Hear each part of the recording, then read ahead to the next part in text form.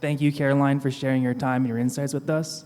During your time with the Marlins, you've seen changes to the ownership group and management at top levels. How do you lead through those transitions?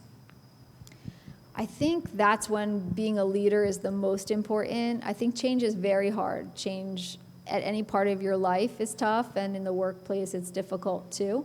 So I think your job as a leader is to be there for your staff and help them through change. And I think that's when communication is the most important. So making sure that everybody understands, where they stand when a change happens. And I think your job is to, give them that comfort, give them that confidence, but more realize what they might be feeling. Even if you felt like, hey, we said what the new structure looks like, and people should understand this. You have to understand that people in different parts of their career maybe never went through something like that. They might be feeling differently, and the last thing you want is people to feel insecure when a change happens, because I always feel that changes are huge opportunities, and a lot of my roles or expanding of my roles has happened at times of change. So I think you want to remind people of the positive of change and not have them feeling like they don't know if this is a place for them because of the change.